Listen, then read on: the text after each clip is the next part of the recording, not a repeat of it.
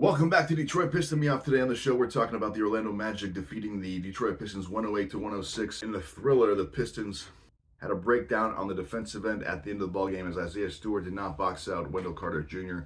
Wendell Carter Jr. gets the tip in, and the Orlando Magic defeat our Pistons, keeping our chances at 14% to get Victor Wembanyama. Jaden Ivey is coming into his own, shooting the ball particularly very well in this one. 5 of 7 from behind the arc. His three-point shooting percentage continues to improve.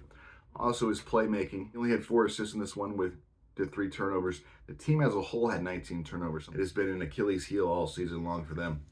But Jaden Ivey, when he shoots 9 of 13 from the floor, 5 of 7 from deep, was probably fouled on that three-point shot at the end of the game. Could have been a game winner. Didn't get the call. He also missed 2 very clutch free throws down the stretch that did hurt the Pistons. But like I said, hey, the Pistons are in tank mode. We can kind of be happy in a way that they lost, but at the same time, the same problems that we've had all season long continue to plague the Pistons. Being turnovers, being on the defensive end, defensive rebounding, allowing offensive rebounds, second chance opportunities have plagued the Pistons, and that continued tonight. Bojan Bogdanovic had a very rough game, a very rough outing, very uncharacteristic of him. A very uncharacteristic. Bojan struggled very uncharacteristically. 3 for 12 from the floor in this one. He did have 4 assists. We had 2 turnovers. Only shot the ball 1 of 4 from behind the arc in his 28 minutes. Killian Hayes played a bit better than he has in recent memory, hitting 4 of 10 of his shots, having 5 assists and 3 rebounds. He also turned the ball over 3 times.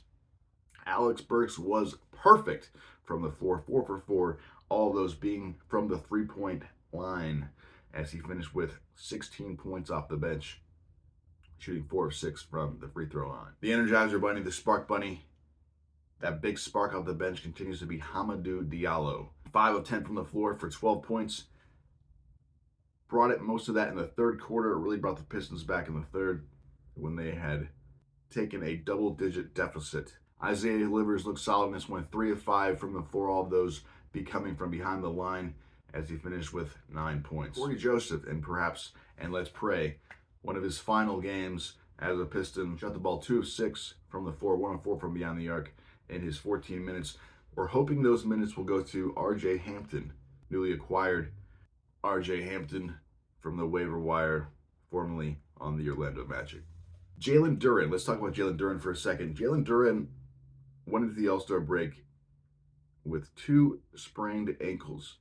I believe he is still suffering from that. Doesn't look his springy self. Looks a little injured, and I think they should keep him. They should monitor him and perhaps give him some rest. The last thing we need is to sustain a serious injury for our stud center in the middle. Staying on the topic of centers, newly acquired James Wiseman, and this one looked out of sorts in the first half. Struggling. Did not have a point in the first half. Did very little. I think he had 1 rebound, maybe 2 in the first half. But the second half was a different story. Even scored a game-tying basket in the closing minutes.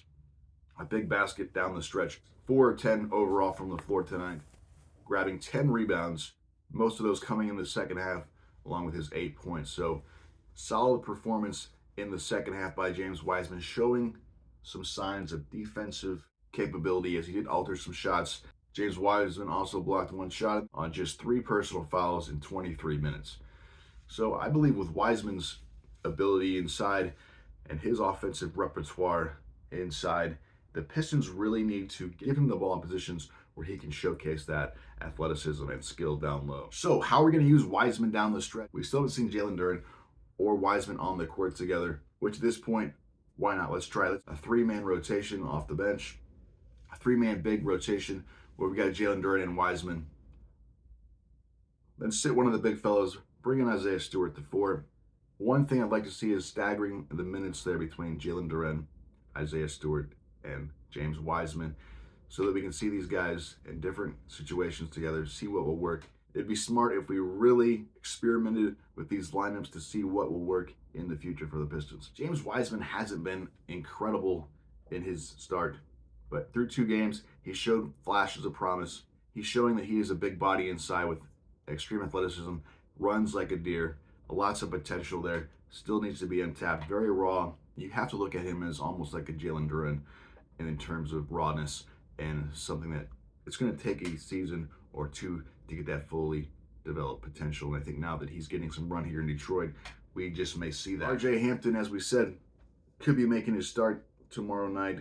I don't think he'll be in this one, but if he does, it'd be nice to see if he can soak up those 14 minutes played by Corey Joseph. He's a guy who's actually done pretty well in the limited time that he's had.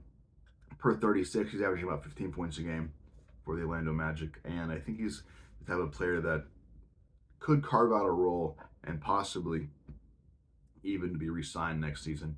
A guy with some solid potential, good athleticism. If he hit his shots from the outside, could be a nice little steal here at the waiver wire. Pistons fans, do me a solid. Smash up that like button, subscribe to the channel, and hit the notification bell to be reminded when my videos go live. And I'll see you next time on Detroit Piston Me Off.